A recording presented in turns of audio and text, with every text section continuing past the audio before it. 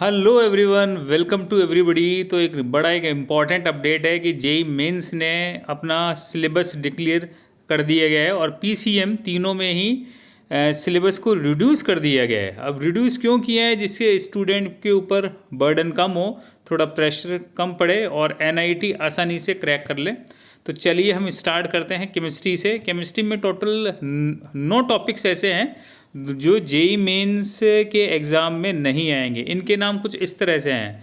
पहला है topic surface chemistry, then solid state, then gases state, hydrogen, S block, metallurgy, environmental chemistry, polymers and chemistry in everyday life. ये सारे नाम है topics के जो जेई मेंस में नहीं आएंगे। अब हम सोचते हैं कि ये क्यों हटाए गए हैं, क्योंकि ये सारे टॉपिक ज़्यादातर लेंदी है और थ्योरेटिकल है।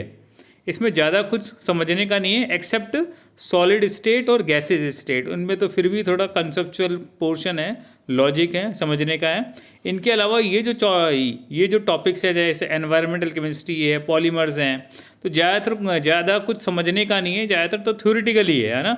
उस वजह से एनटीए ने ये हटा दिए हैं। Number 1 point. Number 2 point, NCERT जो है 11th-12th की, इनमें जो इस साल की जो है लेटेस्ट, उनमें से भी ये टॉपिक हटा दिए गए हैं। तो ऑल ओवर इंडिया में जितने भी स्टेट बोर्ड हैं उनका सिलेबस ऑलमोस्ट सेम हो चुका है एनसीईआरटी में और जेई मेंस के अकॉर्डिंग। ठीक है। अब नेक्स्ट पॉइंट बात ये है कि ये 9 टॉपिक्स जेई एडवांस के सिलेबस में हैं लेकिन जेई मेंस में नहीं है। तो जो बच्चे जेई मेंस क्वालिफाई कर रहे हैं और एडवांस जो क्रैक करने जाएंगे, जो बच्चे एडवांस के एग्ज़ाम में अपीयर होंगे, उन्हें इन 9 टॉपिक्स को पढ़ना पड़ेगा, स्टडी करना पड़ेगा, क्योंकि एडवांस के सिलेबस में है।